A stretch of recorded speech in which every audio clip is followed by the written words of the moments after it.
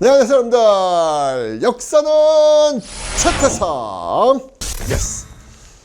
자, 이제 우리가 대한민국 정부 수립 이후에 정부들이 이제 많이 바뀌지 않습니까?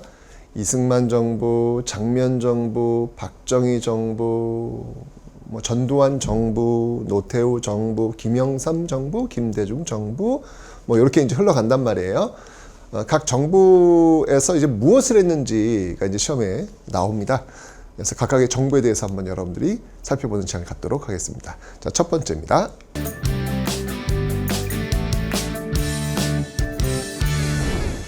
자, 먼저 이제 이승만 정부부터 한번 살펴볼 텐데요. 자, 이승만 정부의 집권 여당은 바로 자유당입니다. 이 집권 여당은 여러분들 좀 기억을 좀 해놓으셔야 돼요.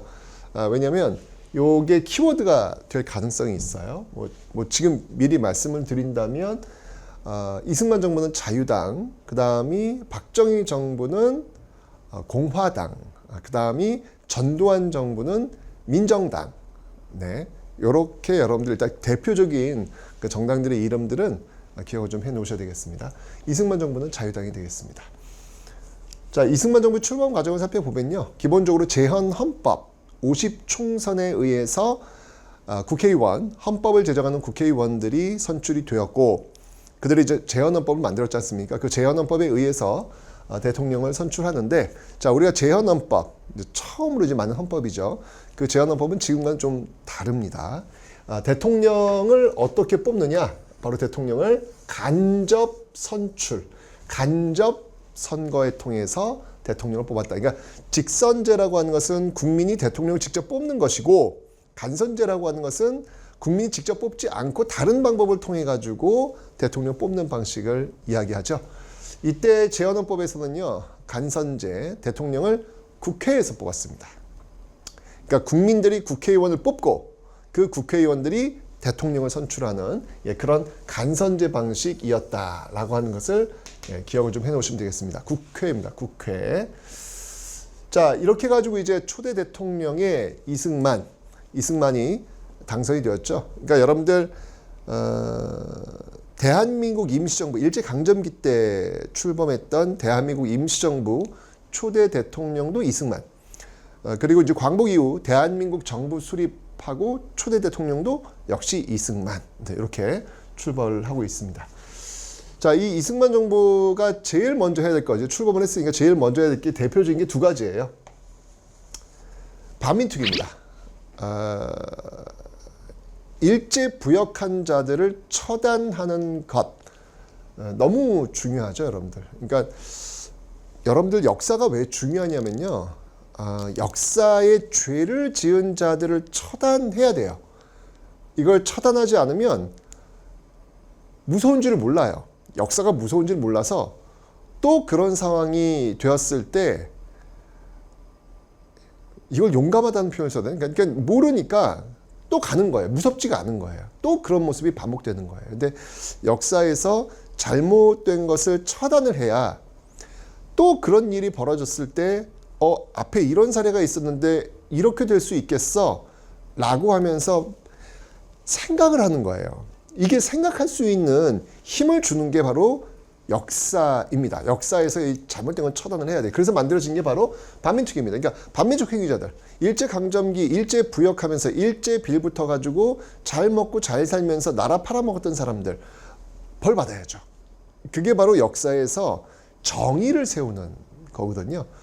그래서 이제 이승만 정부에서 제일 중요하게 여겼던 게 이제 반민특위, 이게 이제 시행돼야 되는 거고, 또 두 번째는 뭐였냐면 농지개혁이에요. 왜냐하면 일제강점기 동안 우리가 얼마나 가난했어요. 그죠? 대부분 일본 지주들의 땅을 소작하면서 살았던 아픔이 있단 말이에요. 이제는 일본인들이 남기고 갔던 그런 토지라든지 그 여타의 토지들에 대해서 토지가 없었던, 대한민국이 출범하는 데 있어서 토지가 없었던 사람들에게 토지를 나눠주는 거, 굉장히 중요한 일이었습니다. 정치적으로는 반민족 행위자 처벌, 그리고 경제적으로는 농지개혁, 이게 이제 대한민국 이승만 정부의 가장 큰 숙제였죠. 그런데 이게 반민특위를 하다 보니까 반민족 행위자들이 지금 이제 끌려오기 시작을 하는데, 어라? 이게 뭐 이승만 정부에서 지금 일하고 있는 뭐 장관 뭐 이런 사람들이 지금 다 끌려오는 거예요. 그러자 이승만 대통령이 야, 이러면 이제 이승만 정부를 이거는 유지하기 어렵겠다. 지금은 이제 북한과의 어떤 대치 상황 속에서 일단은 지금 이승만 정부가 지금 굴러가야 되는데 굴러가지 못하겠다라고 판단해가지고 결국 반민특위가 운영이 안 됩니다. 반민특위가 결국은 실패로 돌아가면서 결국 일제강점기에 일제 부역자들, 일제에 빌붙었던 사람들을 처단하지 못하는 역사적 비극이 이루어지게 되었던 것이죠. 자, 그래서 반민특위 이제 실패로 돌아갔는데 반면에 농지개혁 제가 다시 한번 다음에 한번 설명을 드릴 기회가 있을 텐데 농지개혁은 이제 말 그대로 이제 북한 같은 경우는 무상 몰수, 무상 분배식으로 토지 개혁을 했어요. 근데 뭐 우리는 이제 자본주의 사회이기 때문에 무상 몰수는 어렵단 말이에요. 그래서 유상 매입, 유상 분배, 돈을 주고 그러니까 삼정보를 기준으로 해가지고 그 이상은 가질 수가 없는 거예요. 그래서 그 이상은 정부한테 내놔야 돼. 그럼 정부는 돈을 주는 거야. 그리고 농민들한테 돈을 받고 토지를 지급하는 이런 방식으로 농지개혁이 이루어지게 되는데 이건 굉장히 잘했습니다. 이거는 나름대로 성공한 그런 모습들을 보이고 있다라는 이야기죠.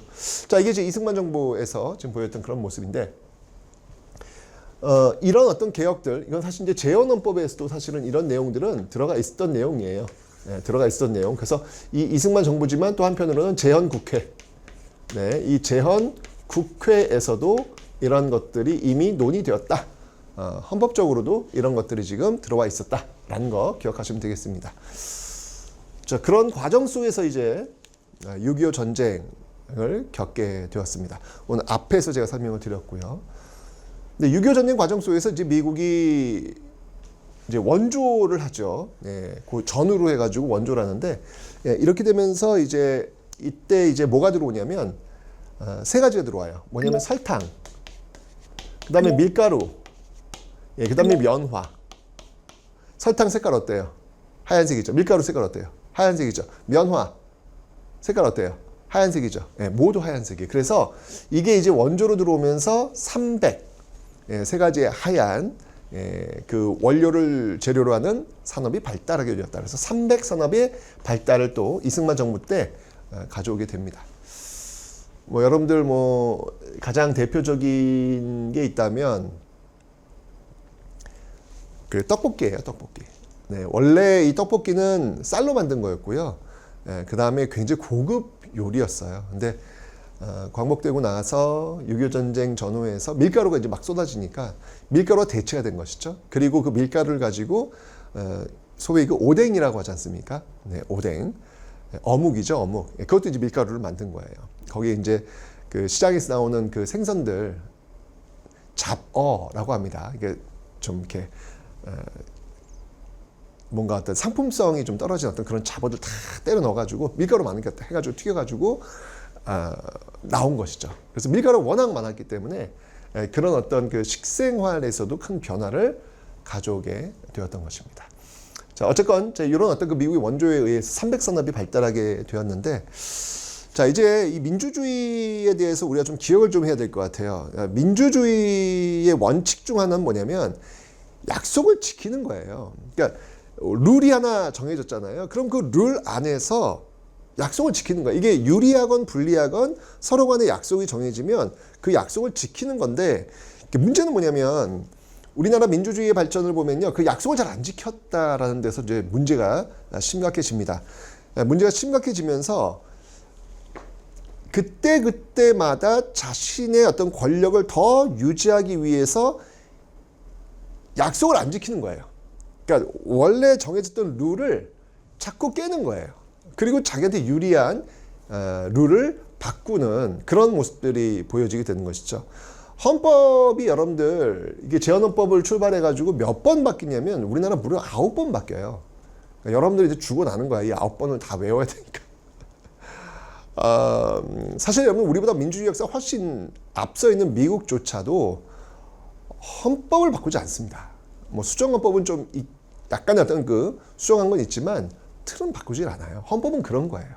사실 미국 같은 경우에 지금 뭐 대통령 당선시키는 그런 모습을 보면 좀 어떻게 보면 좀 비합리적이에요. 이 국민들이 직접 표결로 해가지고 그 표결에 의해서 대통령이 선출되는 게 아니라 그 한 지역에서 표결에 의해서 뭐 사람들을 뽑고 그들이 이제 승자 독식 뭐 이런 식으로 가는 걸 보면 저게 국민들의 그 의사를 제대로 반영하는 건가? 근데 그걸 미국인들도 알고 있어요. 이게 뭔가 좀 문제가 있는 것 같다라고 알고 있어요. 알고 있음에도 불구하고 헌법이라고 하는 건 그렇게 쉽게 바뀌는 게 아니에요. 근데 우리는 훨씬 더 민주주의 역사가 짧음에도 불구하고 무려 9번이나 지금 바뀌었다는 거. 그 9번을 바뀌었던 이유가 대부분이 약속을 지키지 않았기 때문이라는 참 가슴 아픈 그런 역사가 있습니다. 근데 여러분 또 그건 있어요. 서구 민주주의의 역사는요, 무려 한 300년, 300년 동안 쭉 이어져 내려오는 그 과정을 보면 여러분들 왕의 목을 내리치는 역사도 있습니다. 피해 역사가 분명히 있어요. 그런 것들이 점진적으로 와가지고 지금의 모습이 있는 거예요. 근데 우리는 민주주의 역사가 한 50여 년밖에 안 되는 거예요. 그 50여 년 동안 서구가 한 300여 년 동안 했던 걸 그 한 번에 해버리는 거야. 우린 뭐든지 다 빨리빨리야. 예, 그러다 보니까 좀 이렇게 이렇게 막 정신이 없어 보이고 뭔가 좀 왜 이런 거야 도대체 이런 생각이 들 수 있겠지만 어쨌건 빠른 시간 내에 그 민주주의를 학습하고 자리를 잡기 위해서 우리는 노력했고 그리고 성공했다는 거예요.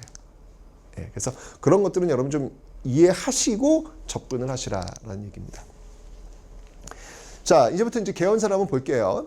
재헌헌법에서 이제 이게 틀인데 이게 바뀐다고요. 이게 왜 바뀌었냐면 1948년도에 지금 이제 국회의원들 뽑았고 그 국회의원들이 이승만을 뽑았잖아요. 근데 1950년도 총선은 국회의원들을 뽑는 거야. 대선은 대통령 뽑는 거고 50년 총선에서 이승만을 반대하는 국회의원들이 대거 당선이 돼요. 그러면 헌법에 의해서 국회에서 대통령 뽑는 건데 이제 대통령은 이승만이 당선될까요? 안 될까요? 안 되겠지. 대통령 반대하는 국회의원 들어갔으니까. 그럼 어떻게 해야 돼? 네, 그러면 그만두면 되는 거예요. 그게 민주주의라니까. 그게 약속이란 말이야. 근데 이게 안 된다고 생각하니까 되는 방법을 찾는 거예요. 그거 뭐야? 헌법 바꾸는 거예요. 룰을 바꾸는 거죠. 그러니까 그렇게 하면 안 되는 거죠. 근데 룰을 여기서부터 이제 비극이 시작되는 거예요. 헌법을 이제 늘 한 번 바꿔 놓으면 이제부터 마음껏 바꾸는 거죠. 그래서 나온 게 이제 1차 개헌인데 1차 개헌을 우리는 뭐라고 하냐면 발췌개헌이라고 그래요. 발췌개헌. 이 발췌개헌이 있었던 게 발췌는 뭐냐면 이제 뭐 이렇게 헌법을 하는데 좀 더 좋은 헌법을 대통령제에서도 또 의원 내각제에서도 좋은 거 이렇게 뽑아가지고 이렇게 더 좋은 헌법이야 발췌한 헌법이야 뭐 이런 어떤 포장을 했을 뿐이야. 근데 본질은 뭐냐면 대통령 직선제예요. 직선제. 국민들이 직접 뽑겠다는 거예요. 왜냐면 이때가 언제였냐면 6.25 전쟁 때예요. 6.25 전쟁 과정이야. 지금 6.25 전쟁의 수도는 어디에? 부산이잖아. 부산 정치파동이 뭐냐면 국회의원들을 다 잡아놓는 거예요. 반대하는 국회의원들, 이 개헌에 반대하는 국회의원 잡아놓고 돈 협박하고 이때 여러분들 그 개헌하는 거 보면 거수로 합니다. 거수. 예, 거수. 예, 그래서 반대하는 사람들 잡아드리겠다 뭐 이런 거죠. 결국은 바로 이런 강압적 방법에 의해서 그리고 또 이제 전쟁 중에 장수 바꾸지 않잖습니까? 왜냐면 이제 전쟁 중인데 지금 사실 대통령 바꾸기 쉽지 않죠. 바로 그런 것들이 대통령 직선제 어떤 배경이 된 거예요. 예. 결국 1차 개헌을 통해 가지고 이승만은 다시 대통령에 당선이 된 겁니다. 자, 그럼 이제 여러분들 대통령 2번 당선된 거예요. 4년 임기. 이게 미국하고 비슷해요. 미국하고 4년 임기에서 한 번 더 대통령 선거에 나와 가지고 선택받으면 한 번 더 할 수 있는 거예요. 자, 보세요. 재헌헌법에 의해서 한 번 했죠. 그죠? 자, 어쨌건 이제 이 발췌개헌에 의해서도 또 한 번 했어. 2번 했어. 근데 이제는 할 수가 없는 거예요. 야, 할 만큼 다 한 거야. 근데 또 권력을 계속 가져가고 싶은 거예요. 이거 어떻게 해? 또 룰을 바꾸는 거예요. 아, 이러면 안 돼요. 예, 또 룰을 바꾸는 거예요. 이게 바로 2차 개헌이라는 겁니다. 2차 개헌.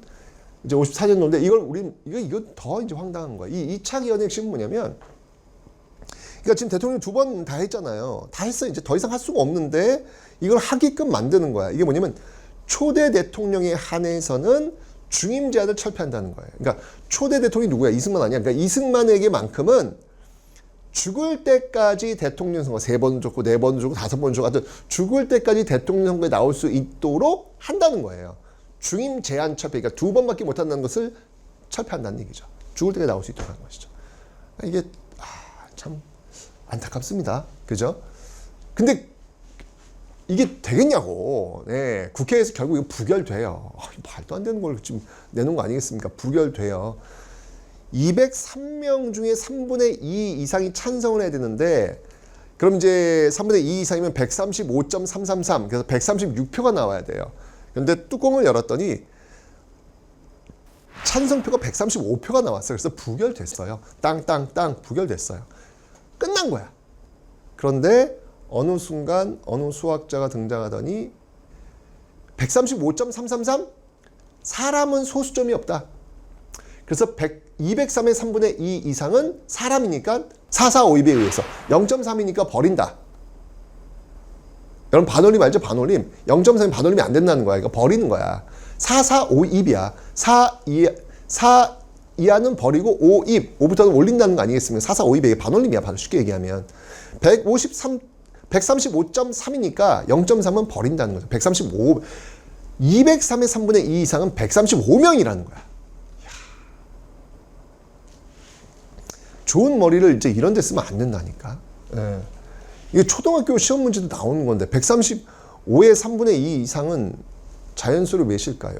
136이야. 이건 정답 135로 쓰면 틀려. 그런데 어쨌든 그런 방법으로 밀어붙여가지고 결국 2차 개헌 통과하면서 이승만은 대통령 선거에 계속 나올 수 있는 길이 열려버리는 것. 이게 바로 2차 개헌 4.4.5입 개헌이 되겠습니다. 이렇게 약속을 안 지키니까 국민들한테는 저항에 부딪힐 수밖에 없겠죠. 그죠? 네, 그런 과정 속에서 이제 들고 나왔던 게 뭐냐면 반공입니다. 예, 반공. 지금 북한에 또 한 번의 전쟁 위험이 있으니 거기에 동조하는 세력들을 잡아들이면서 공포 분위기를 만드는 거예요. 그런 과정 속에서 대통령 선거에 나왔던 그 진보당 그 당수 조봉암이 있습니다. 그 조봉암이 주장했던 통일 정책, 평화 통일을 주장했다. 이거 평화 통일, 이거 북한하고 비슷한 거야. 이거 간첩이야. 라고 해서 결국 대통령 선거에 나왔던 이 진보당 당수였던 조봉암을 사형을 시켜요. 충격적이죠, 여러분들. 사형을 시켜요. 나중에 여러분 이거 어떻게 되는지 아세요? 무죄 판결납니다. 사람은 죽었어요. 조봉암은 죽었어. 죽었는데 나중에 무죄. 이거 사람 죽여놓고 이래도 되나? 그리고 더 이제 무리수를 두죠.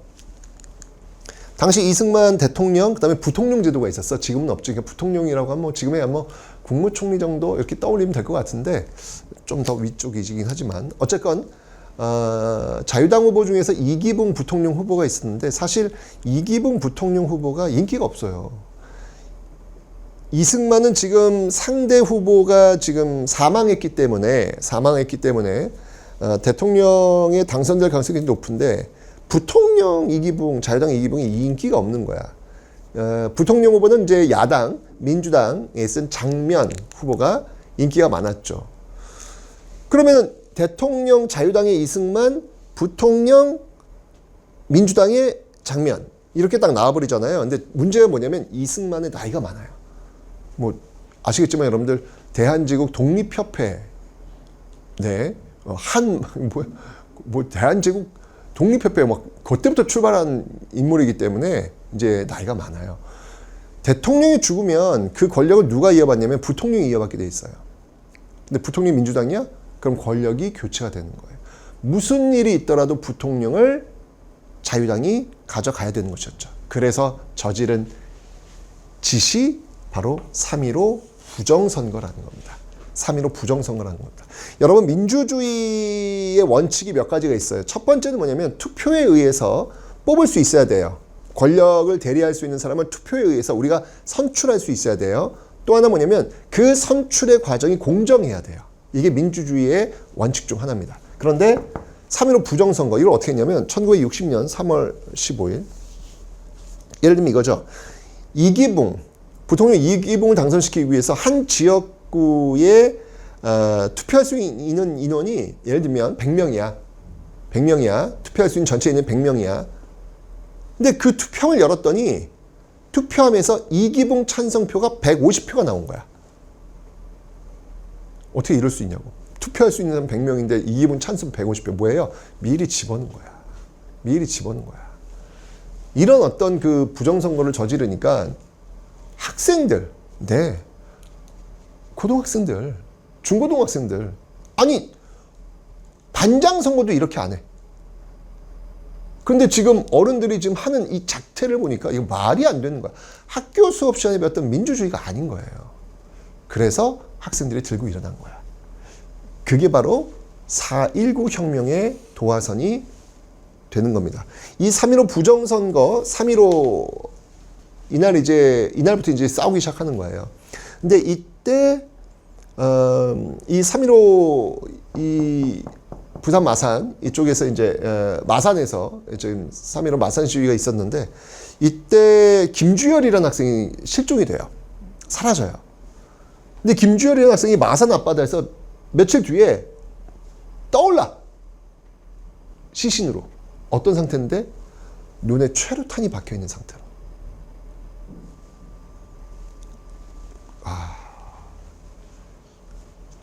결국은 그 시대영 씨는 결국은 네, 비상계엄령이 선포되었지만 막을 수가 없었죠. 이때도 총격이 가해집니다. 네. 이 4.19 혁명 때도 시민들을 향해서 총탄이 발사가 돼요.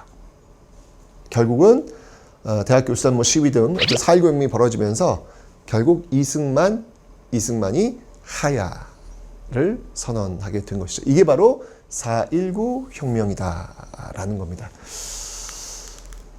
여러분 우리 반만년 역사에서 이게 왜 혁명이냐면 우리 반만년 역사에서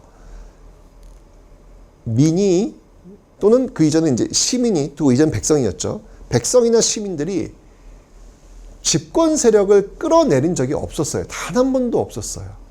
그런데 처음으로 1960년 4월 19일 촉발된 이 시위 속에서 결국 이승만이라는 집권 세력을 끌어내리게 된 거야. 그래서 이건 반만년 역사 이래 최초의 일이에요. 그래서 우리는 이것을 혁명이라고 이야기하는 겁니다. 이렇게 되면서 이승만 정부는 무너지게 됩니다.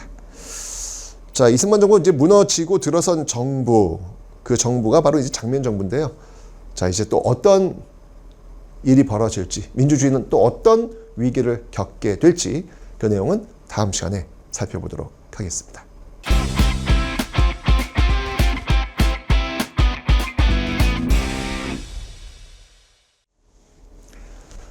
네, 안녕하세요 여러분들. 역사는 최태성. 예스.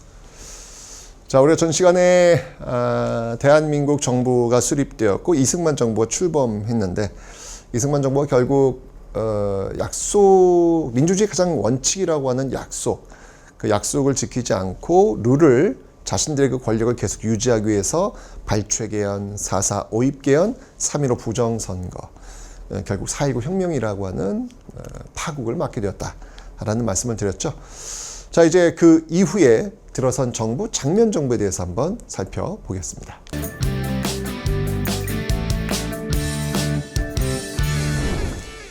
자, 이 장면 정부는 여러분들 기본적으로 민주당입니다. 민주당인데요.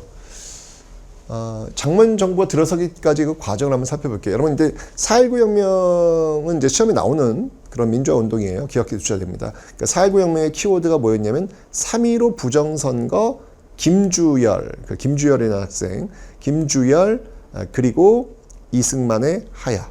3.15 부정선거, 김주열, 이승만 하야. 이게 이제 가장 핵심적인 키워드예요. 기억하고 계셔야 됩니다. 자, 이 4.19 혁명으로 이승만이 이제 하야를 하면서, 일단 지금 정부가 지금 이제 없는 거나 마찬가지잖아. 그래서 잠깐 이 혼란을 방지하기 위해서 과도 정부가 들어서요. 과도 정부, 과도 정부. 과도 정부라고 하는 건 이제 다음 정부로 넘어가기 전에 잠깐 유지하고 있는 그런 정부 형태를 이야기합니다. 과도 정부. 그 과도 정부를 이끌고 있었던 사람이 누구냐면 허정이라는 사람이에요. 이 사람 이름이야. 장면도 사람 이름이고 허정도 사람 이름이야. 외자야, 외자. 그러니까 허정이라고 하는 인물, 당시 그 외교를 이끌고 있었던 인물인데요. 그가 이 과도 정부를 이끌게 됩니다. 자, 이 허정 과도 정부가 들어서면서 제일 먼저 한 게 뭐냐면 개헌이에요. 이제 이번 개헌은 그 앞에 있었던 뭐 발출 개헌이라든지 4.4.5입 개헌과 좀 다르게 뭔가 이제 이 앞에 있었던 어떤 그 정부 형태를 반성하기 위한 그런 성격의 개헌입니다. 좀 다르죠. 그래서 이 개헌의 모습은 뭐냐면 대통령, 그러니까 이승만이라고 하는 그 대통령에게 권력을 몰아줬더니 이거 너무 독재의 어떤 모습이 나타날 수 있다. 그래서 한 사람의 권력을 몰아주는 것은 위험하다라고 해서 우리나라의 역사상 최초이자 마지막으로 도입한 정부 형태가 있습니다. 그게 바로 내각 책임제라는 거예요. 내각 책임제. 여러분, 내각 책임제는 뭘까? 어려워하지 마시고요. 일본을 떠올리시면 돼요. 일본이 내각 책임제예요. 일본은 천황이 있고, 그러니까 천황은 뭐 그냥 상징적 존재잖아요. 그 다음에 일본 수상이 모든 걸 또 그러니까 입헌군주제 식으로 이제 관리를 하죠. 근데 뭐냐면 총선에서 이기면 그 집권 여당이 권력, 그러니까 행정까지도 다 장악하는 거예요. 책임을 지는 거야, 쉽게 얘기하면. 투표를 통해 가지고 절대 의석을 차지한 그 당이 아예 행정까지 담당을 하는 거예요. 책임을 지는 거야, 그냥. 이게 바로 내각, 그 행정이 어떤 그 이끄는 사람이 이제 수상이 되는 거고요. 내각 책임제를 이끌게 됩니다. 이때 이제 양원제가 이제 들어오죠. 민의원과 참의원. 그러니까 민의원은 뭐냐면 일종의 하원. 미국 같은 경우에 이제 상원 하원으로 이루어져 있잖아요. 참의원이 상원. 뭐 이런 식으로 이제 보시면 되겠습니다. 그래서 내각 책임제와 양원제. 우리는 지금 대통령 직선제, 지금 현재 우리는 대통령 직선제와 단원제예요. 우리는 뭐 상원, 하원 이런 개념이 없잖아요. 근데 그러니까 이게 지금 이제 아주 독특한 그런 형태, 우리 헌정사에서는 독특한 그런 형태가 4.19 혁명의 결과 들어서게 되었다라는 것이죠. 이러면서 이제 장면 총리, 여기 보시면 알겠지만 대통령은 윤보선이고요.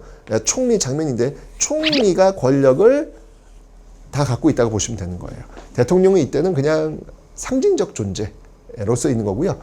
장면 총리가 권력을 다 가지고 있다라고 보시면 되겠습니다. 이 내각 책임제예요.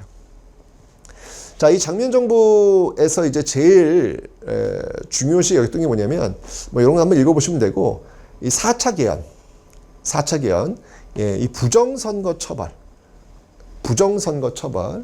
왜냐면 이제 앞에 지금 이제 부정선거, 3.15 부정선거에 의해서 지금 4.19 혁명이 발발했잖아요. 그래서 이 부정선거 사범들을 아주 더 강력하게 처벌하기 위해서 한 번 더 개헌을 하는데, 요거는 뭐 그냥 한번 4차 개헌은 그냥 넘어가셔도 됩니다. 그런데 문제는 뭐냐면, 이게 오래 못 가요. 60년도에 이제 4.19 혁명이 벌어졌는데, 61년도에 바로 정치 군인들이 등장을 합니다. 이게 바로 5.16 군사 정변이라는 것이죠. 박정희를 중심으로 한 정치 군인들, 그 정치 군인들이 정치에 개입을 하는 거예요. 쿠데타를 일으킨 거죠. 쉽게 얘기하면 쿠데타를 통해서 불법적 방법에 의해서 권력을 찬탈하는 그런 모습들. 왜냐하면 분명히 지금 국민들이 장면에게 지금 힘을 실어줬음에도 불구하고 당시 지금 북한과의 어떤 그 적대적 어떤 상황 속에서 이렇게 민주주의를 시험하고 테스트하는 어떤 그런 과정들은 위험하다고 본 거예요. 일단은 안정이 필요하다. 그 안정을 되찾기 위해서는 군인들이 권력을 장악할 필요가 있겠다라는 명분으로 5.16 군사 정변을 일으키게 된 겁니다. 이러면서 이제 그 전에 있었던 정부의 모든 기능은 다 스탑이 되는 것이죠. 그러면서 이제 국가재건 최고회의라는 것을 세웁니다. 국가재건 최고회의. 근데 여기서 이제 모든 것들이 결정이 되는 거예요. 이러면서 군정이 이루어지게 되는 것이죠. 이 국가재건 최고회의 중심으로 이제 가다가 이제 드디어 다시 개헌을 합니다. 그러니까 앞에 있었던 이거 있지 않습니까? 3차 개헌, 이거 다 무효시키는 거예요. 무효시키고 다시 대통령 중심제 5차 개헌이 이루어집니다. 5차 개헌, 그리고 단원제. 대통령 중임시 이제 4년 중임. 네, 4년 중임. 그러니까 어찌 본다면 발췌 개헌, 그러니까 그 4년 중임이라고 하는 것은 이제 그 앞에 있었던 이승만 정부의 어떤 그 헌법과도 상당히 유사한 헌법이죠. 다시 이제 돌아간 거예요. 4년 중임의 어떤 그런 모습들을 보이고 있습니다. 그러니까 딱 두 번밖에 할 수 없는 거예요. 두 번밖에. 여기까지. 또 한 번 선출된다면. 그리고 단원제. 자, 이렇게 되면서 이제 바로 박정희가 대통령에 당선되는 그런 어떤 모습들을 보이고 있습니다. 4.19 혁명에 의해서 민주정부가 들어섰지만 결국 군사정변에 의해서 그 민주정부 무너지고 다시 개헌을 통해 가지고 박정희 대통령이 당선되는 그런 모습들을 지금 보이고 있는 것이죠. 자, 이 박정희 정부는요, 알고 있어요. 왜냐면 이게 지금 불법이라는 걸 알고 있습니다. 이거 군인들이 정치 들어오면 안 되죠. 그죠? 불법이에요, 불법. 근데 중요한 건 뭐냐면 불법을 이겨낼 수 있는 결과를 가져와야 되는데 이때 명분이 뭐였냐면 잘 살아보세요. 네. 가난을 극복하는 것. 이게 목표였습니다. 일단은 지금 너무 가난하니까 그 가난을 극복하겠다, 해보겠다 라는 기치를 걸고 나온 게 바로 박정희 정부가 되겠습니다. 자, 어떤 모습으로 그러면 박정희 시대 제3공화국이라고도 하는데요. 1공화국이 이승만 정부고 2공화국이 장면 정부, 3공화국이 이제 박정희 정부가 출범하는데 어떤 모습으로 3공화국은 출발하게 되는지 그 내용은 다음 시간에 살펴보도록 하겠습니다.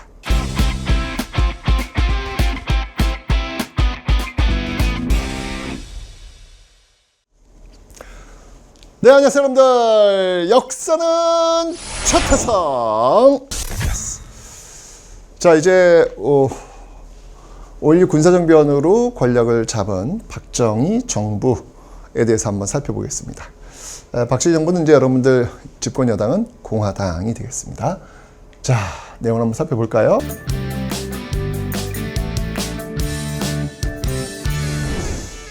자, 여러분들 이 박정희 정부는 지금 제가 공화당이다라고 말씀을 드렸고요. 일단 이제 박정희 정부의 가장 큰 목표는 뭐였냐면, 일단 기본적으로 이제 합법적 방법에 의해서 권력을 장악하지 못했잖아요. 물론 이제 뒤에 이제 선거를 통해서 권력을 잡았긴 했지만 출발 자체는 군사 정변이라는 방법을 통해 가지고 지금 권력을 잡은 상태란 말이죠. 그래서 뭔가 이제 그런 권력, 불법적인 어떤 그 방법에 의한 권력을 잡았는데 어떻게 하면 이것을 또 상쇄시킬까? 그게 바로 이제 경제였죠. 무슨 일이 있더라도 가난에서는 벗어나야 되겠다라고 하는 게 이제 이 박정희 정부의 가장 큰 목표였습니다. 그래서 이제 나온 게 뭐였냐면 이제 경제개발이에요. 그러니까 60년대 1, 2차 경제개발 5개년 계획, 그 다음에 이제 70년대 3, 4차 경제개발 5개년 계획. 이 경제개발이 굉장히 중요한 역할을 하는 것이고, 이 경제개발 5개년 계획을 관통하면서 한강의 기적이라고 하는 산업화를 성공시켰던 그런 어떤 모습들을 가지고 있습니다. 자, 그래서 그 내용들을 한번 살펴볼 텐데요. 1, 2차 경제개발 5개년 계획, 주로 이제 60년대에 전개가 됩니다. 근데 이때는 이제 기본적으로 너무 돈이 없잖아요. 가난한 거죠. 가난하니까 결국은 이제 그 모습을 이제 경공업 위주로 갈 수밖에 없어요. 경자가 뭐냐면 가볍다는 얘기, 가벼운 공업이라는 이야기거든요. 주로 이제 돈 조금 드는 신발, 옷 만드는 거, 가발, 이런 것들을 이제 중심으로 해서 갈 수밖에 없는 것이죠. 우린 돈은 없지만 값싼 노동, 값싼 인력들은 지금 그때 당시에는 많이 있었으니까 어떻게든지 물건을 좀 싸게, 단가를 좀 낮춰가지고 싸게 만들어 수출하는 그런 전략을 갖게 되는 겁니다. 그러니까 여러분들 왜 지금도 보면 우리가 베트남 또는 인도네시아, 말레이시아 또는 중국, 메디인 차이나 이런 거 있지 않습니까? 싸잖아요. 그건 뭐냐면 그 지역에서 물건을 만들 때 그만큼 단가를 적게 하고 만들 수 있다는 얘기죠. 왜? 노동력이 싸니까. 우리가 이제 그때 그랬다는 얘기예요. 우리가. 지금은 인건비가 비쌉니다. 한국이. 지금은 어렵죠. 그렇게. 근데 이때 이제 워낙 노동력이 풍부했으니까 그래서 경공업 위주로 가게 되는 겁니다. 자, 그렇게 해서 이제 발달을 시키는데 문제는 뭐냐면 어쩌면 경공업을 하려고 해도 일단 돈이 필요했겠죠. 그걸 어떻게 해결했을까? 뭐 국내엔 돈이 없어요. 그래서 외부에서 자금을 가지고 올 수밖에 없는 상황이었죠. 결국 박정희 정부는 결정을 합니다. 바로 일본과 수교하기로. 일본이 어떤 나라예요? 우리나라 그 35년 동안 식민지로 착취했던 그런 나라 아니겠습니까? 그런 나라와 다시 수교를 한다. 자, 그럼 이제 기본적으로 전제 조건이 좀 있어야 될 것 같아요. 식민지 기간 동안에 우리를 고통에 빠지게 한 데에 대한 배상금, 그죠? 그리고 진정성 있는 사과, 뭐 이런 것들이 이제 전제가 되어야겠죠. 그런데 지금 그런 어떤 전제들이 제대로 이행되지 않고 있는 상황이었죠. 그래서 격렬한 저항에 또 부딪히게 됩니다. 1964년에 있었던 6.3 시위라는 건데요. 학생들이 또 이때도 마찬가지로 학생들이 나오게 돼 있어요. 이 근현대사에서 여러분들 항상 그 시대의 변화의 앞에 있었던 주체는 학생들이에요. 학생들. 중고등학생, 대학생들. 이 학생들이 항상 그 변화의 주체에 섰던 그런 모습들인데 여기도 이제 마찬가지로. 아니, 식민지 지배에 대한 사과 없는 수교를 어떻게 받아들일 수 있는가 라고 하면서 격렬한 시위를 하게 되었지만 결국은 누르고 65년도에 한일협정을 체결하게 됩니다.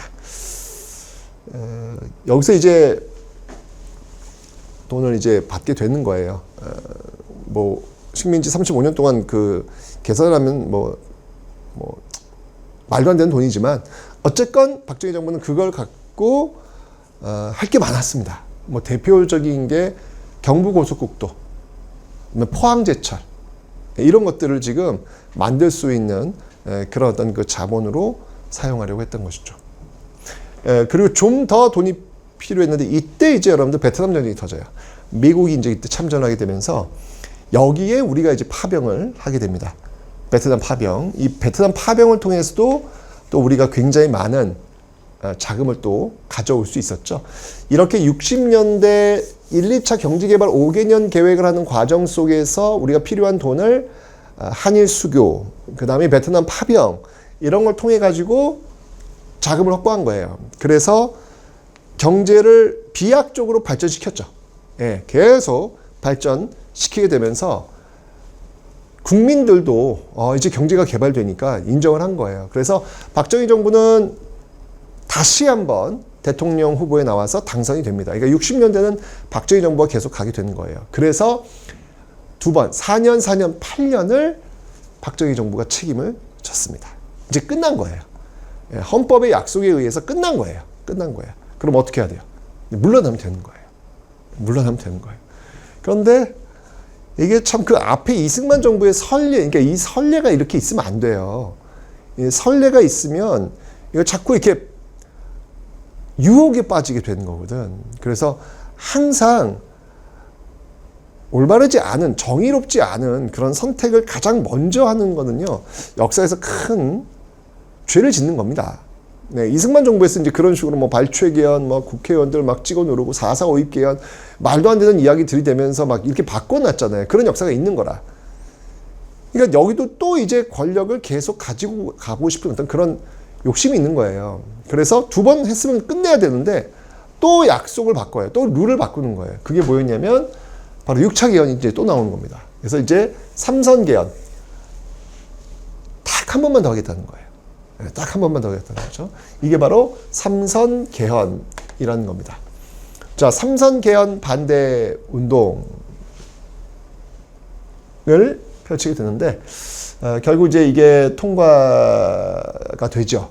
되면서 70년대로 넘어오게 됩니다.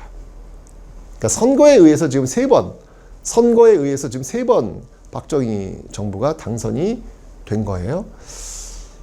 70년으로 넘어오면서 이제 이때 어떤 그 자금을 통해서 경부고속국도가 이제 이때 놓이게 된 겁니다. 경부고속국도가 놓이게 되면서 여러분들 이거 굉장히 중요한 거예요. 이게 마치 사람 몸에 그 혈관이 있잖아요. 동맥이 흐르는 거라고 보시면 되는 거예요. 그러니까 이 경부 고속국도는 쉽게 얘기하면 외국에서 물류들이 부산으로 들어왔을 때 그 부산에서 들어온 물건들을 서울로 올릴 수 있는 길이 구축된 거예요. 그 전까지 이게 없었어요. 예, 없었어요. 구축이 된 거예요. 예. 이러면서 이제 물류가 돌기 시작하는 거죠. 경부 고속국도는 제가 볼 때는 이때 더 넓게, 네, 거의 왕복 한 16차선으로 그냥 쫙 했어야 되는데. 아유, 그냥 쫙, 그냥 한 20차선 그냥 쫙 확보해 놨어야 되는데, 네.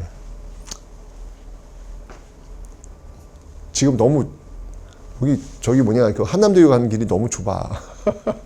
이 고속도로가 아니야, 완전히. 어쨌건, 이때 이제 경부 고속도로가 만들어지고요. 그 다음에 이제 새마을운동. 네, 왜냐면 이게 지금, 사람들이 도시로 자꾸 빠져나가는 거예요. 이걸 이촌향도 현상이라고 하죠. 이촌향도 현상. 네, 떠날 이자.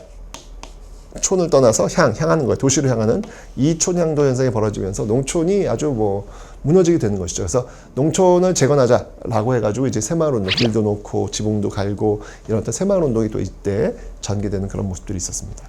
근데 어쨌거나 이 60년대 이 경공업은요, 이게 지금 어디를 토대로 해서 움직이는 거냐면 이거는 저임금. 네. 아까 제가 얘기했잖아요. 이 저임금에 의해서 움직이는 겁니다.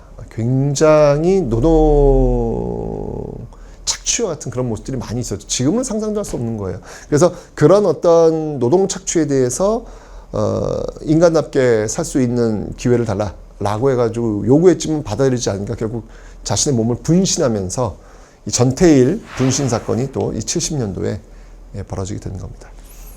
여러분들 이때 전태일이 요구했던 게 뭔지 아세요? 뭐 엄청난 대단한 걸 요구한 것 같죠? 아니에요. 그냥 일주일에 일요일은 쉬게 해주세요. 하루에 10시간 이상 노동은 하지 않게 해주세요. 뭐 이런 내용들이에요. 그 말은 건 뭐냐면 일요일도 없이 일을 했고 하루에 10시간 이상 노동을 했다는 얘기 아니겠습니까? 그죠?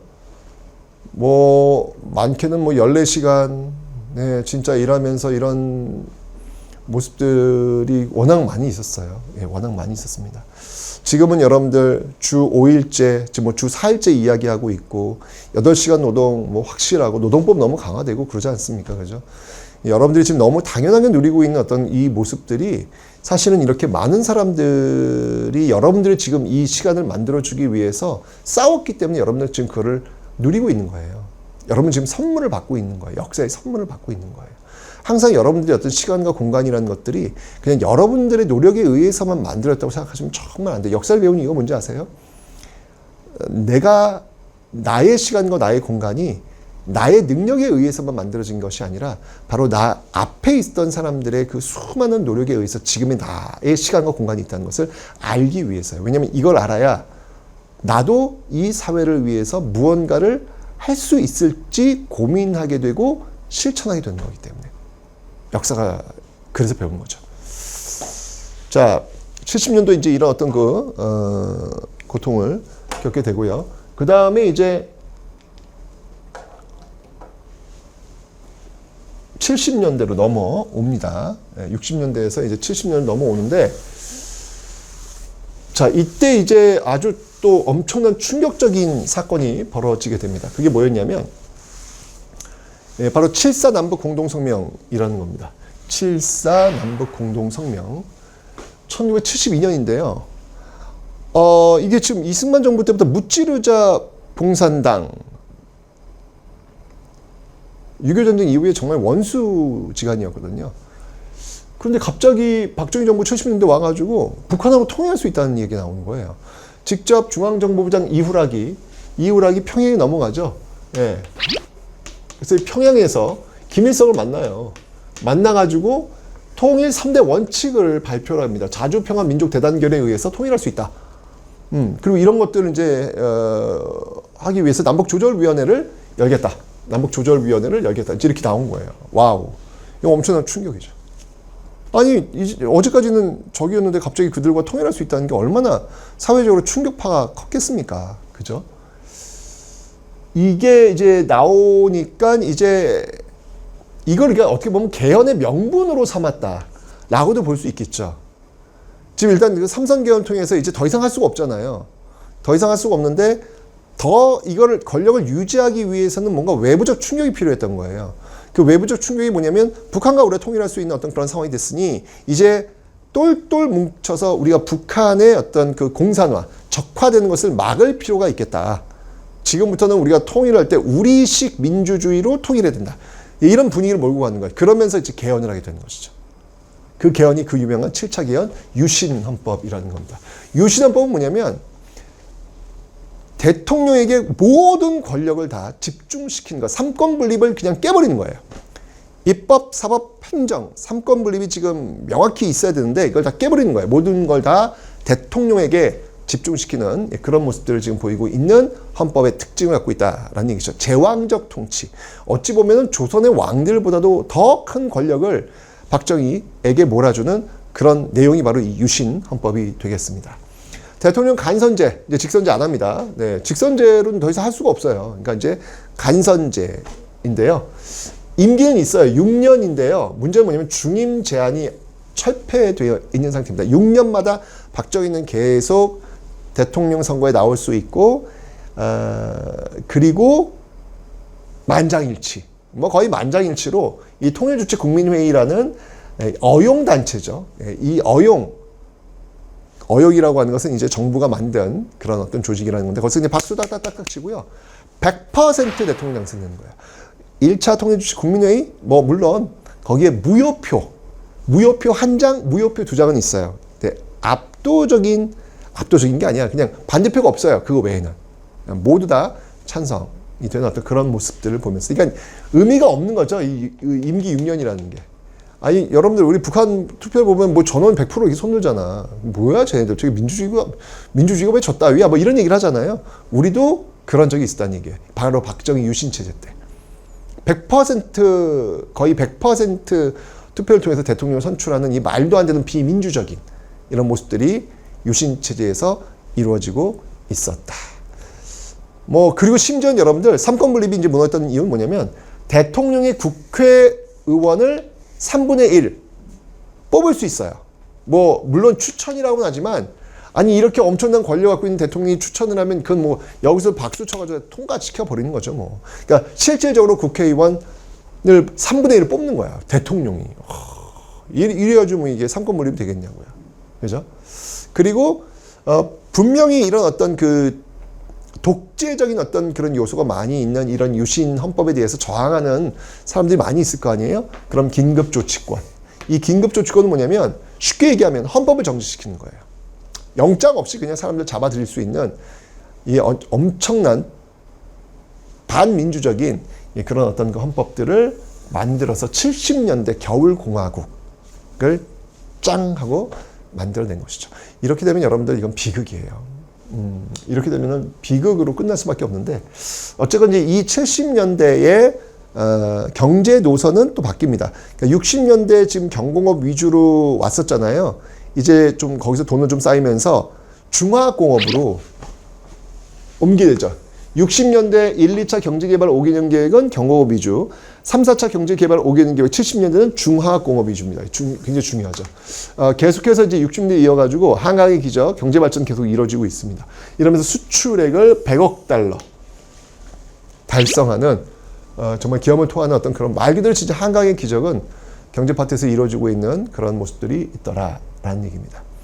하지만 이제 경제 성장에도 불구하고 정치적인 혼란은 계속되고 있는 것이죠. 그래서 이런 어떤 유신 독재 체제에 대해서 저항하는 어떤 그런 반대, 예를 들면 3.1 민주 구국 선언, 그다음에 YH 무역 사건. 이건 뭐냐면 79년도에, 이거 79년도인데, 네, 79년도에 공장문이 폐쇄되었을 때 그 여성 노동자들이 더 일할 수 있도록 해달라 그래서 야당 당사에 들어와서 이제 시위를 하는 거예요. 그런데 거의 야당 당사에 공권력이 투입되어 가지고 그 여성 노동자들을 끌어내리는 과정 속에서 노동자가 이제 떨어져서 죽게 되는 어떤 그런 일도 벌어지고 결국 이제 학생들이 또 일어나는 것이죠. 이런 독재 체제에 대해서 저항하는 학생들, 특히 부산과 마산의 학생들이 중심이 되어가지고 부마 민주항쟁이 벌어지게 됩니다. 이제 이런 비상식적인, 비정상적인 어떤 이런 시스템, 70년대 이 시스템을 이제 끝장내자라고 해서 다시 시위가 불붙게 되는 것이죠.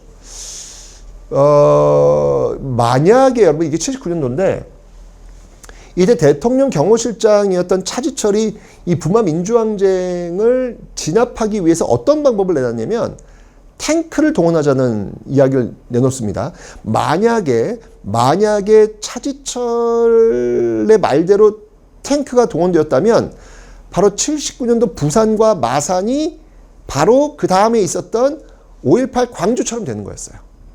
5.18 광주처럼 되는 거였어요.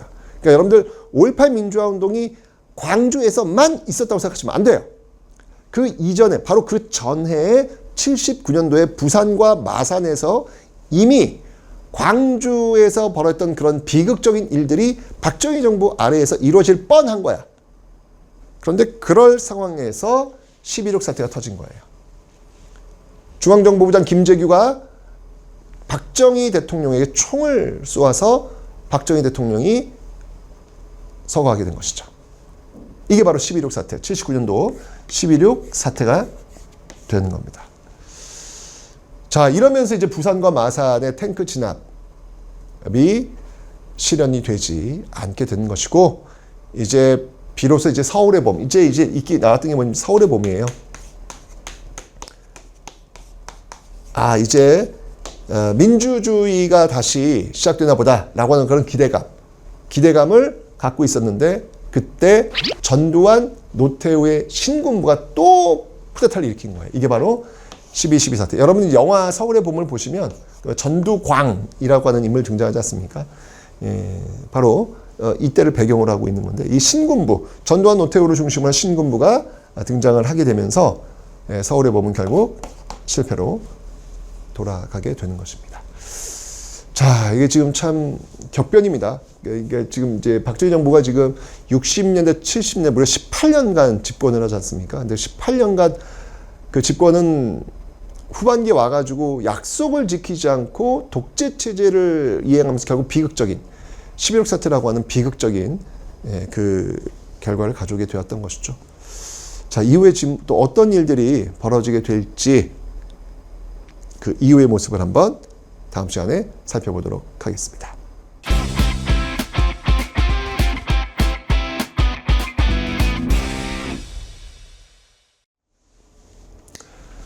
네, 안녕하세요 여러분들. 역사는 최태성. 예스. 자, 이제 여러분들이 영화를 보면 그 서울의 봄이라는 영화 1000만을 넘었죠. 그 서울의 봄에서 봤던 그 장면의 배경이 바로 이 전두환 정부의 출범 과정입니다. 그 내용을 한번 살펴보도록 하겠습니다.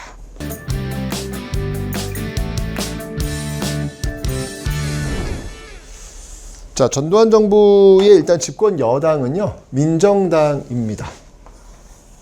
민주정의당의 약자가 되겠습니다. 민정당인데요. 네, 바로 그 12.12 사태, 그러니까 12.12 쿠데타죠. 쿠데타를 통해서 권력을 장악했고, 그러면서 이제 서울의 봄의 어떤 그 분위기를 그냥 지워버린 그런 시도가 되겠습니다.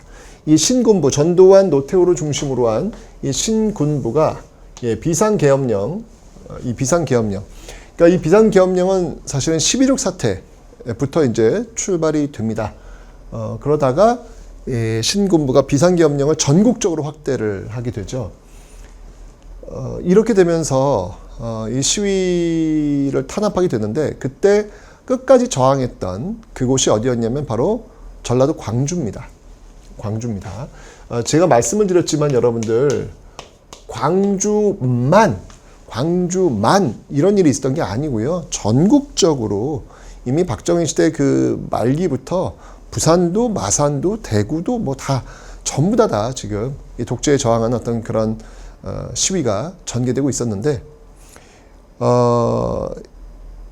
끝까지 저항했던 곳이 광주였고 그곳이 타깃이 된 거예요. 그래서 5.18 민주화운동의 배경이 광주가 된 겁니다.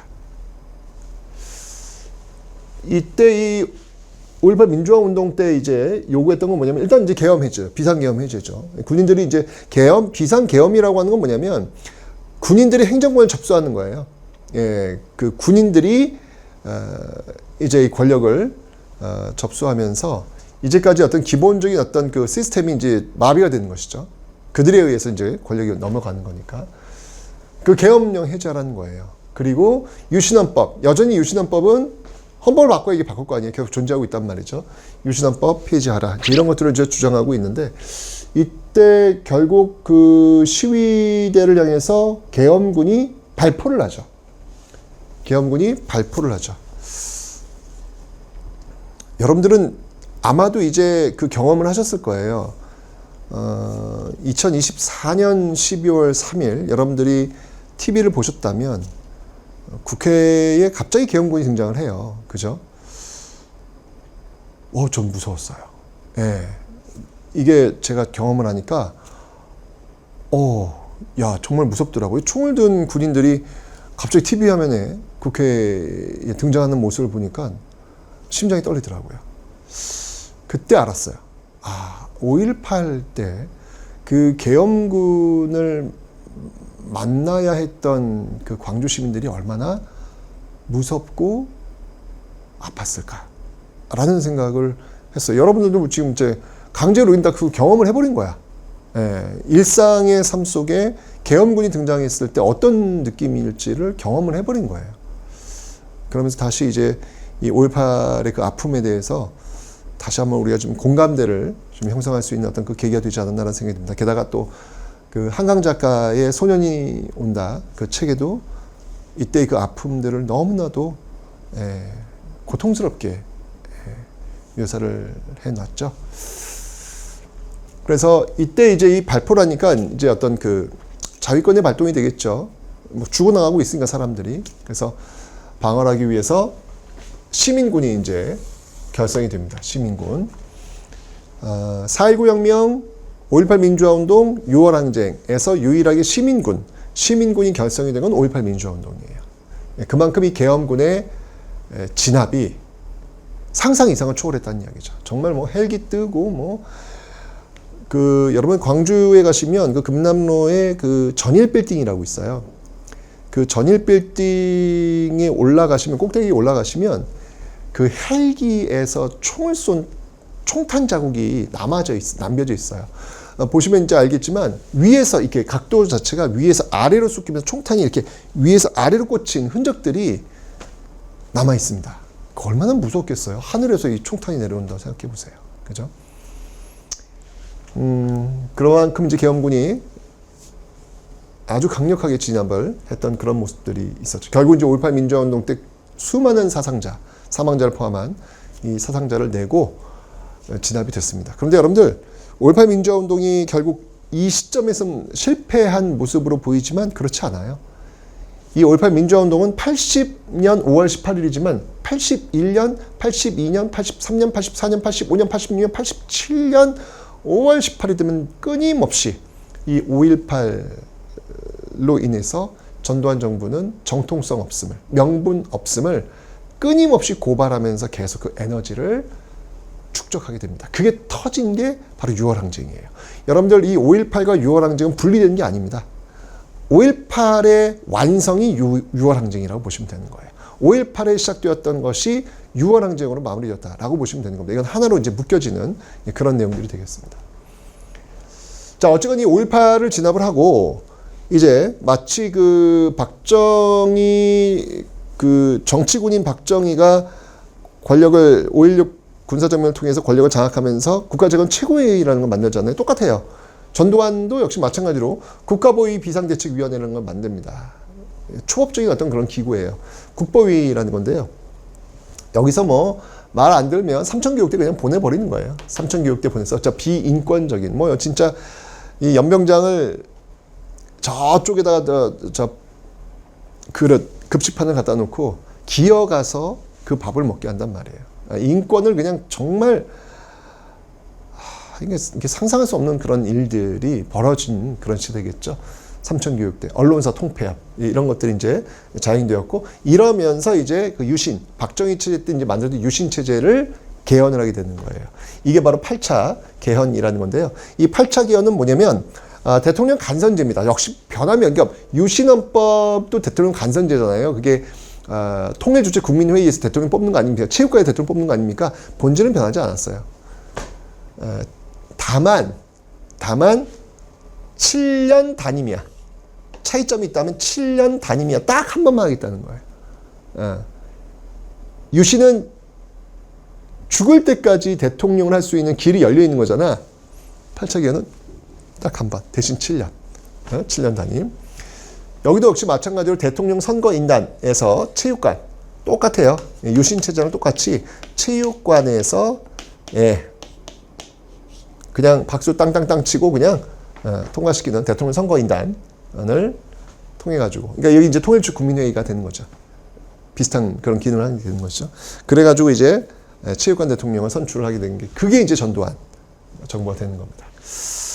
자, 이 전두환 정부는 보시면 알겠지만, 뭐 강압 정책도 뭐 언론 탄압도 있지만, 뭐 그때 유화 정책들도 많아요. 뭐 교복 자유화라든지 야간 통행 금지를 푼다든지, 또는 이제 스포츠, 그러니까 프로야구라든지 프로축구라든지 이런 거 이제 다 이때 이제 만들어지게 되는 겁니다. 좀 이게 뭔가 지금 이제 5.18 민주화운동으로 찍어 눌렀던 어떤 그런 무거운 분위기를 이렇게 보여지는 모습을 통해서 좀 이렇게 유화적으로 좀 풀려는 그런 어떤 액션이 있었던 것이죠. 이때 이제 경제 상황을 보면요. 근데 이때 이제 세계적으로 굉장히 유리한 경제 상황이 펼쳐져요. 뭐냐면 우리가 이제 수출하는 나라잖아요. 수출하는 나라한테 가장 유리한 세계 정세가 만들어집니다. 그게 뭐였냐면 바로 삼저 호황이라는 거예요. 달러가 싸. 달러 싸. 그리고 금리도 아주 저렴해. 그러니까 돈 빌려가지고 투자할 수 있는 그 환경이 너무 좋은 거예요. 그 다음에 기름값 싸. 이거 우리 수출하는 우리나라한테는 이건 뭐 그냥 너무 감사한 거죠. 그죠? 삼저 호황의 시대. 그래서 뭐 이때 이제 이 전두환 이때를 단군 이래 최대 호황이라는 표현을 쓰기도 해요. 단군 이래 최대 호황이라는 표현을 쓰기도 하죠. 어쨌든 경제적으로는 이런 어떤 모습들이었는데, 사실은 이때 이 단군 이래 최대 호황을 잘 관리했어야 되는데 이걸 관리를 못해서 나중에 이제 큰 문제가 터집니다. 어쨌건 이런 것들도 있었고요. 그 다음에 이제 최초의 이산가족 상봉, 북한과 이거 관계 속에서 최초의 이산가족 상봉도 전두환 정부 때 이루어지고 있었죠. 하지만 이제 이런 어떤 그 내용들에도 불구하고 이건 지금 독재 체제란 말이에요. 그죠? 12.12 군사정변을 통해 가지고 권력을 창탈한 이 전두환 신군부 세력들의 불법적인 어떤 정부, 5.18 민주화운동을 피로 진압했던 불법적인 어떤 정부의 어떤 모습들에 대해서 계속 저항을 하게 되는 거고, 그 저항을 계속 찍어 누르는 거예요. 그 찍어 누르는 과정 속에서 어마어마한 사건이 터집니다. 바로 박종철 고문 치사 사건, 탁친이 억하고 죽었다라는 이 말도 안 되는, 이것도 거짓말로 또 탁친이 억하고 죽었다라는 거짓말로 국민들에게 알리게 되죠. 결국 이 과정 속에서 이런 것이 잘못되었다는 것을 알리는 사람들이 있었어요. 굉장히 무서운 그런 시대였잖아요. 근데 이 박종철을 거만했던 의사, 이거 아무리 봐도 이게 심장 쇼크 아니라는 거죠. 폐 속에 물이 들어가는 건 물고문이라는 얘기예요. 물고문.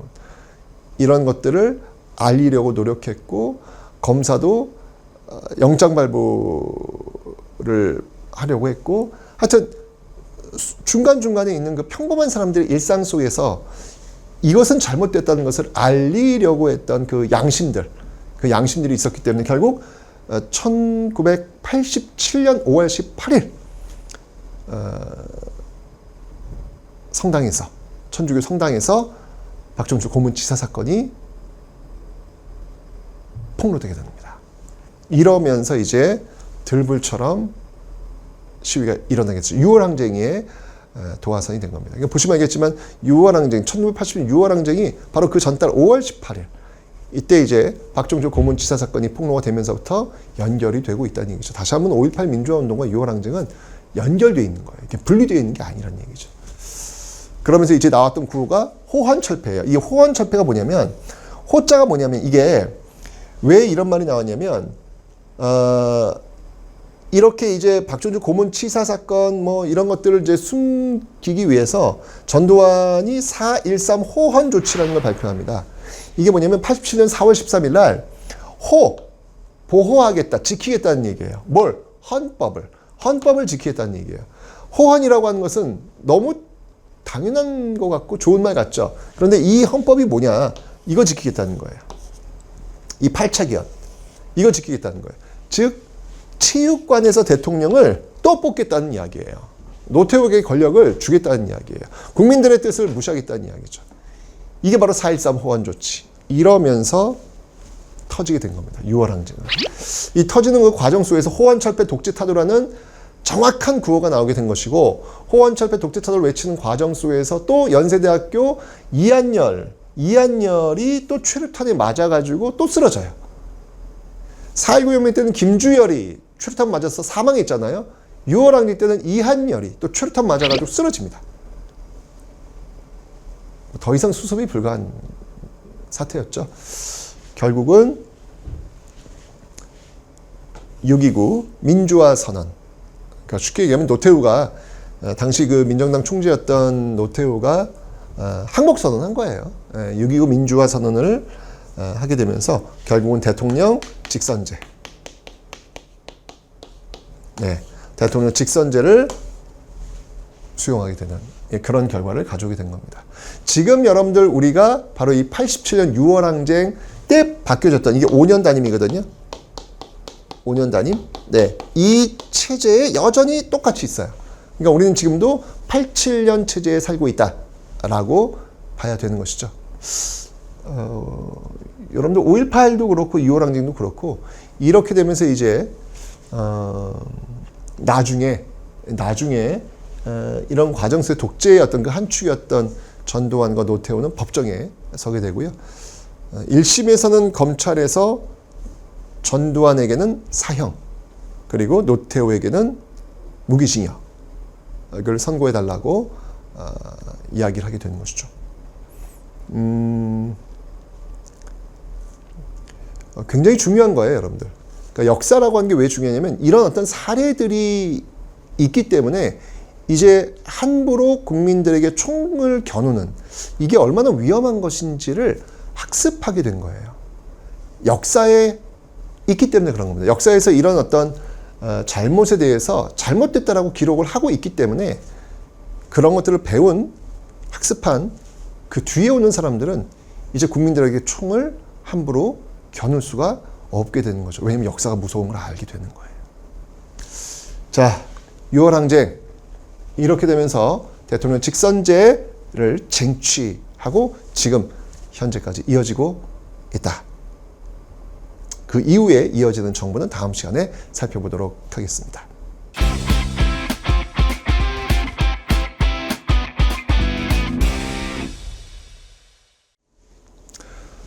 네, 안녕하세요 여러분들. 역사는 최태성. 예스. 자, 이제 6월 항쟁, 6월 항쟁의 결과 이제 노태우 정부가 들어서게 됩니다. 그 내용들 한번 살펴보도록 하죠.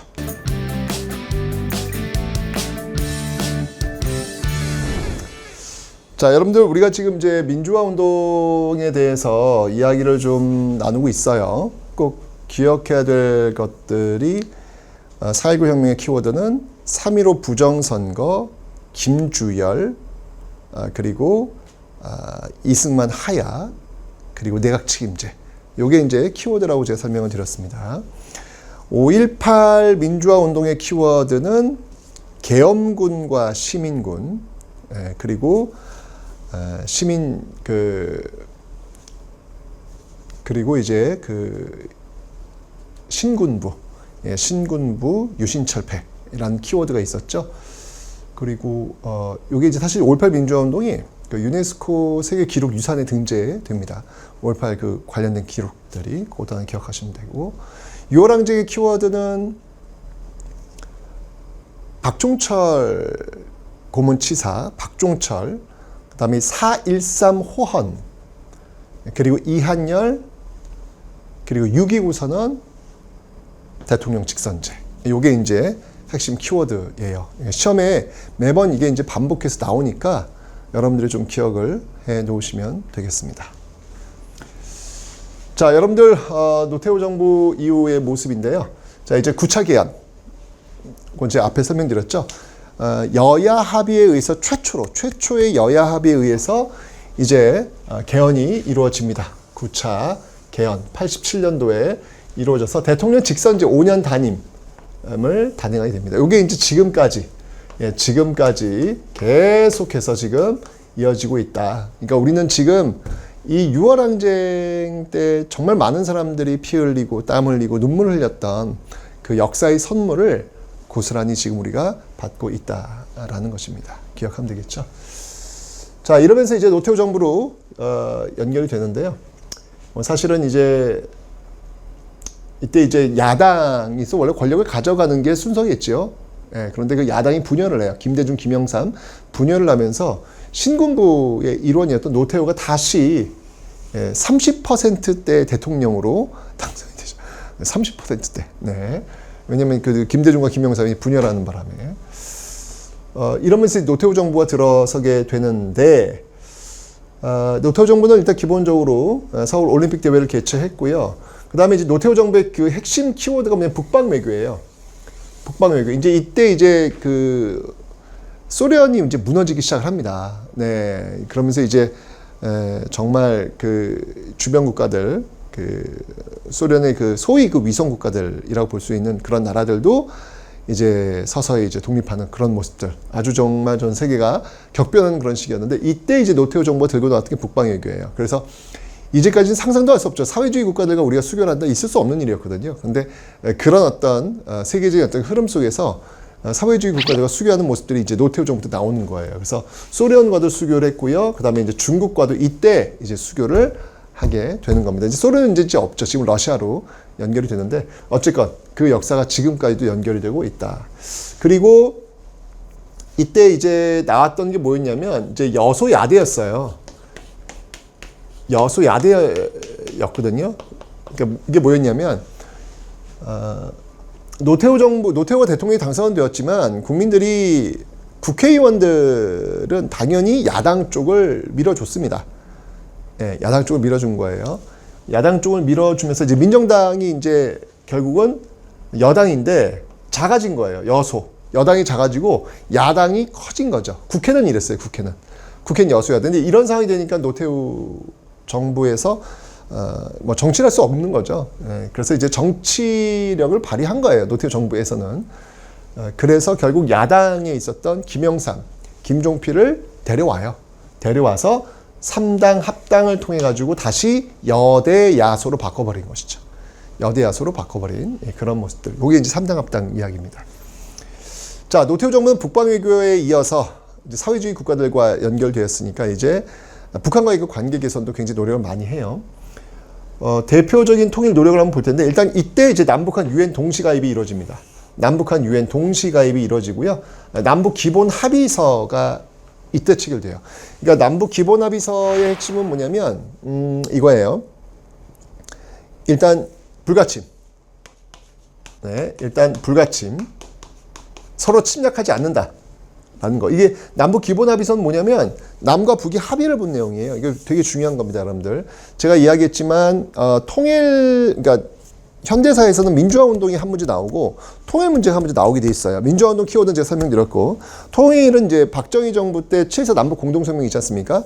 그 7.4 남북 공동성명의 키워드가 뭐였냐면 통일 3대 원칙이잖아요. 자주평화 민족 대단결 그 원칙 그리고 남북조절위원회 요게 이제 키워드라면 이제 노태우 정부에서 여러분 남북 기본 합의서를 이제 기억하셔야 돼요. 남북 기본 합의서. 박정희 정부 때 7.4 남북 공동성명이 있다면 노태우 정부 때는 남북 기본 합의서가 있다라는 것을 기억해 놓으셔야 되는데 남북 기본 합의서는 기본적으로 남북 간의 그 관계를 설정을 해요. 그러니까 남북의 관계는 뭐냐? 이건 잠정적 특수관계다. 그러니까 남과 북은 국가 대 국가의 관계가 아니라 잠정적 특수관계다. 이제 언젠간 통일한다는 이야기예요. 지금 잠정적으로 이렇게 지금 나뉘어져 있을 뿐이다. 그리고 그 둘의 교류는 민족 내부 간의 교류를 봅니다. 국가와 국가의 어떤 그 뭐 수출입이 있을 때, 수출이나 수입이 있을 때, 국가의 어떤 그런 교류가 아니라 민족 내부 간의 교류를 본 것이죠. 이건 이제 우리가 하나가 된다라는 전제 하에서 서로를 이렇게 규정하는 그 관계를 남북 기본 합의서에 담고 있는 겁니다. 예, 여러분 통일이라고 하는 거는요, 이게 뭐 솔직히 좌와 우의 개념이 아니에요. 이거는요. 보시면 알겠지만 박정희 정부 소위 왜 우리가 저 오른쪽에 있는 그런 정부라고, 그러니까 이게 좀 이게 우익은 이제 어떻게 보면 보수, 좌익은 그러니까 우파는 좀 이제 보수, 그다음에 좌파는 좀 이제 진보, 뭐 이렇게 이제 편의상 나눌 때 박정희 정부라든지 노태우 정부는 오른쪽이거든요. 예, 그럼에도 불구하고 여기도 지금 통일을 얘기하고 있는 거예요. 통일의 어떤 출발들을 지금 다 바로 오른쪽에 있는 그런 소위 그들이 지금 이제 끌고 가고 있다는 얘기죠. 왜냐하면 이 통일은 헌법에 규정이 돼 있어요. 예, 이 대통령의 책무 중에 하나가 뭐냐면 통일에 대해서 노력해야 된다는 거거든요. 민주주의 어떤 당위성이라는 것이죠. 그래서 지금 이렇게 노태우 정부에서도 통일에 대해서 지금 이야기를 좀 하고 있는 것입니다. 그래서 이 순서 남북한 유엔 동시 가입, 그 다음이 남북 기본합의서, 예, 그리고 한반도 비핵화 공동선언이라고 하는 요 흐름, 요거 순서예요. 순서도 여러분 좀 기억을 해 놓으시면 되겠습니다. 됐죠? 자, 그렇게 있다가 이제 3당 합당에 들어갔던 이제 김영삼이 그 뒤를 이어서 대통령이 당선이 됩니다. 김영삼 정부 때는 이제 드디어 이때 역사 바로 세우기 해가지고 이제 전두환과 노태우가 이제 수의를 입고 법정에 서게 됐죠. 굉장히 상징적인 장면이에요. 왜냐하면 정의를 세운 거예요. 그러니까 역사에서 이제 반란 수계로 들어와요. 12.12 사태, 뭐 이런 어떤 5.18 민주화 운동 관련해서 법정에 서게 되는 건데, 국민들에게 그러니까 불법적으로 권력을 찬탈하고 국민들에게 총을 겨누는 것은 벌을 받는 거다라고 하는 것을 보여준 거예요. 굉장히 상징적인 그런 어떤 장면들을 지금 보여주고 있는 것이죠. 그런 어떤 장면들이 있어야 그 이후에 비슷한 일이 벌어졌을 때 역사 앞에서 두려움을 갖게 되는 거예요. 그래서 역사는 중요한 겁니다. 자, 이런 게 있었고요. 그 다음에 금융실명제. 이건 뭐냐면 이제 예를 들면 쉽게 얘기하면 통장을 개설할 때 내 이름으로 개설해야 되는 거예요. 예. 그래서 금융실명제가 이때부터 이제 시작이 되고요. 그 다음에 이제 지방자치제가 전면적으로 실시됩니다. 전면적으로. 그 앞에 이제 찔끔찔끔 된 적이 있었지만 전면적으로 지방자치가 전면적으로 실시되었고요. 선진국 클럽이라고 할 수 있는 OECD 가입을 하게 됩니다. 근데 이 OECD에 가입을 하면 이게 되게 뭐 좋아는 보이지만 이제까지 개발도상국가로서 좀 누렸던 혜택 이런 것들을 내려놔야 돼요. 철저하게 이제 우리는 경쟁으로 들어가야 되는 건데 그렇게 경쟁으로 들어갔을 때 우리가 혜택을 받고 있다가 혜택을 내려놓고 경쟁으로 들어갔을 때 버텨야 되는데 아직까지는 그 체질이 허약했던 거죠. 준비가 제대로 안 된 거죠. 결국 나중에는 외환위기 사태가 온 거예요. IMF. 예. 구제금융, IMF 사태라고 하죠. 구제금융을 요청했던 그런 모습으로 아주 김영삼 정부의 마지막은 정말 이 땅 대한민국의 어떤 자본주의가 갑자기 그냥 무너져 버리는 어떤 그런 모습들을 볼 수밖에 없었던 그런 내용들입니다. 결국 이제 이렇게 되면서 우리나라 역사상 최초로 합법적 방법에 의해서 야당이 권력을 장악하게 돼요. 이제까지는 합법적 방법에 의해서 평화적인 방법에 의해서 야당이 권력을 장악한 적이 없었어요. 4.19 혁명 때 이제 장면 정부가 들어섰지만 그거는 혁명적 방법에 의해서 들어선 거잖아요. 그죠? 근데 여기는 이제 선거에 의해서 평화적 방법에 의해서 야당이 이제 IMF라고 하는 이제 특수한 상황이 벌어지다 보니까 이제 처음으로 야당이 권력을 장악하게 되는 그 기회를 국민들이 준 것이죠. 그 정부가 바로 김대중 정부가 되는 겁니다.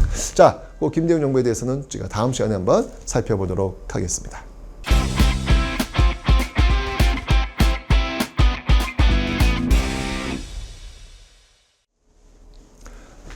네, 안녕하세요 여러분들. 역사는 최태석 마지막입니다. 야, 박수. 자, 오늘 여러분들 진짜 고생했어요. 오늘 하루는 완강했잖아요. 네, 오늘 하루는 진짜 여러분 본인에게 상을 좀 주세요. 네. 좀 맛있고 쫄깃한 그리고 매콤한 떡볶이 어떻습니까?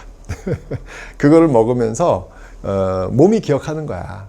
몸의 기억을 좀 하도록 해주는 거야. 나 오늘 해냈어! 라고 하는 거 늘 스스로에게 좀 많이 칭찬해주는 그런 일상을 한번 가져보시기 바랍니다. 자, 마지막 달려봅시다.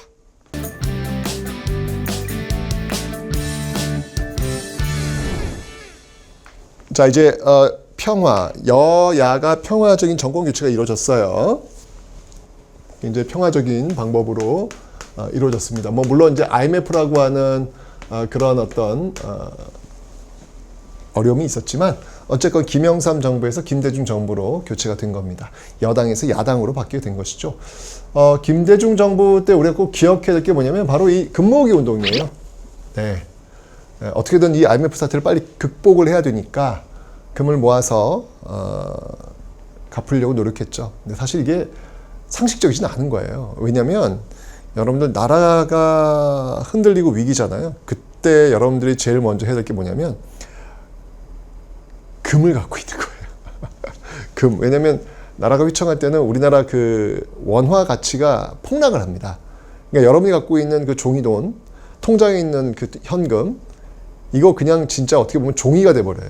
그냥 쓸모없는 가치가 이제 폭락해버리면 그때 그걸 대체해 줄 수 있는 유일한 게 금이거든요.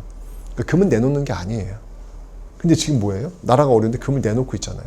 상식적이지 않은 거예요. 그러니까 이런 걸 보면 야, 이거 해외에서도 놀란 거예요. 뭐야?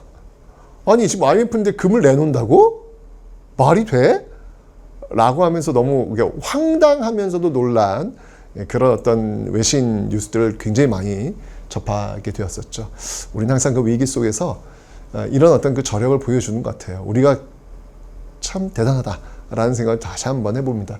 그래서 이 금모으기 운동을 제2의 국채보상운동이다. 여러분 국채보상운동 알죠? 한말에 나라빚 갚기 운동했던 그 제2의 국채보상운동이다 라는 어떤 그런 말을 할 정도였습니다. 근데 뭐 이런 모습도 있지만 어쨌건 이 IMF 사태 이후부터는 우리는 많이 경험해보지 못했던 정말 많이 아픈 시기로 하죠. 노사정위원회라는 걸 통해 가지고 뭐 노동자, 사측, 그다음에 정부 이게 3자가 모여가지고 결국은 이제 정리해고, 그러면서 비정규직. 사실 저도 이제 IMF 때 저희가 이제 졸업을 해요. 제가 대학교를 졸업을 하는데 그 전까지는 사실 취업이 그렇게 어렵지 않았거든요. 그리고 비정규직, 계약직 이런 단어가 없었어요. 그냥 취업하면 그냥 평생 직장. 이런 생각이 있었는데 IMF 이후부터는 계약직, 비정규직 이제 이런 어떤 단어들이 일상화되었고 지금은 거의 뭐 시스템화된 그런 모습이잖아요. 그다음에 IMF 전과 이후는 정말 달라졌다라는 걸 볼 수 있겠죠. 이 김대중 정부 때는 이제 경제적으로 이런 게 있었지만 특히 이제 통일 정책을 좀 봐야 되겠습니다. 바로 햇볕 정책이라는 거죠. 자, 제가 통일 얘기했어요. 박정희 정부 때 7.4 남북 공동성명, 그리고 노태우 정부 때 남북 기본합의서, 그리고 김대중 정부 때 바로 이 6.15 남북 공동선언이라는 것을 여러분들이 또 꼭 기억하셔야 합니다. 반드시 시험에 나옵니다, 여러분들. 7.4 남북 공동성명에서는 키워드가 통일 3대 원칙이었어요. 자주평화 민족 대단결, 남북 기본합의서는 뭐 불가침, 유엔 동시가입, 그 다음에 남북 기본합의서 노태우 정부 때, 그리고 이 김대중 정부 때는 햇볕 정책인데요. 6.15 남북 공동선언, 이게 바로 최초의 남북 정상회담이라는 겁니다. 최초의 남북 정상회담, 최초. 네. 7.4 남북 공동성명에서는 중앙정보부장 이후락이 김일성을 만난 거예요. 박정희 대통령이 김일성을 만난 게 아니고 중앙정보부장 이후락이 평양에 가서 김일성을 만나서 통일 3대 원칙을 발표한 거예요. 그래서 최초의 정상회담은 아니었거든요. 근데 김대중 정부에서는 김대중 대통령이 직접 북한 평양에 가서 당시 이제 김정일이었죠. 김정일을 만나게 되는 역사적인 어떤 그런 순간이었습니다. 뭐 이로 인해 가지고 결국 김대중 정부는 노벨상을 또 받기도 했죠. 노벨 평화상을 받기도 했죠. 자, 6.15 남북 공동선언 이후에 이산가족 상봉. 네, 최초의 이산가족 상봉은 전두환 정부 때였는데 이때 이산가족 상봉이 다시 한번 이루어지고 있고요. 경의선, 그다음에 개성공단 이런 어떤 그 북한과의 그 교류가 이루어지게 되었다라는 겁니다. 여러분 이게 이산가족 상봉이라고 하는 것들을 여러분들 이렇게 그냥 평범하게 넘기진 않았으면 좋겠어요. 조금만 좀 생각해 보세요, 여러분들. 내가 엄마를 만나고 싶어. 근데 만날 수가 없어요. 내가 아들을 만나고 싶어. 만날 수가 없어요. 돈이 있어도 만날 수가 없어요. 아무리 의지가 있어도 만날 수가 없어요. 강제로 이념이 다르다는 이유만으로 만날 수 없다라고 하는 것, 그건 비정상이에요. 전 세계 어디 그런 데가 있겠습니까, 여러분들? 혈연을, 피를 나눈 가족이 만나지 못한다고 하는 거. 이거는 반인권적인 그런 모습 아니겠습니까, 여러분들? 그죠? 우리가 지금 이게 굉장히 정상적인 모습으로 있는 것 같지만 조금만 들여다보면 여전히 비정상적인 어떤 그런 부분들이 남아 있다라는 사실들, 여전히 핏줄을 만나고 싶은 사람들이 지금 돌아가시고 있어요. 어떻게 이분들만큼은 좀 하루빨리 좀 만날 수 있도록 해주는 게, 그리고 우리가 관심을 갖는 것, 이게 좀 필요하지 않을까라는 생각이 듭니다. 자, 이렇게 있다가 이제 노무현 정부로 이제 넘어오죠. 노무현 정부에서 이때 이제 과거사 정리위원회라는 게 만들어, 제주 4.3 사건. 이 제주 4.3 사건에 대해서 대통령 노무현이 직접 사과하는 그런 어떤 모습들도 보이고 있습니다. 그리고 이제 2차 남북 정상회담이 펼쳐지죠. 그래서 14 남북 공동선언을 이끌어내기도 했다라고 하는 거, 여기까지 여러분들이 보시면 되겠습니다. 물론 뒤에 이명박 정부, 박근혜 정부, 문재인 정부가 나오지만 이 정부들은 시험 문제에 좀 이렇게 답지로 나오기에는 아직 너무 가까워요. 또 당사자들도 지금 생존에 있고 좀 가깝습니다. 그래서 그건 아마 시험에 나오지 않으니까 여기까지, 노무현 정부까지만 여러분들이 살펴보도록 하겠습니다. 자, 역사를 공부하면서 여러분들, 우리는 참 많은 것을 배웠습니다. 100년만 들여다봐도 식민지, 일제강점기, 현대사. 지금은 여러분 식민지 아니고요, 일제강점기 아니고요, 절대 가난에서도 벗어났고요, 대통령 우리 손을 뽑고 있어요. 역사를 들여다보니까 이 모든 것들이 그냥 이루어진 것이 아니라는 것. 우리 뒤에 오는 사람들에게 식민지를 물려주지 않기 위해서, 신문제를 물려주지 않기 위해서, 절대 가난을 물려주지 않기 위해서, 대통령을 여러분 손으로 뽑을 수 있도록 하기 위해서 얼마나 많은 사람들이 피 흘리면서 싸웠는지를 우린 배운 거예요. 우린 역사의 선물을 받고 있는 겁니다.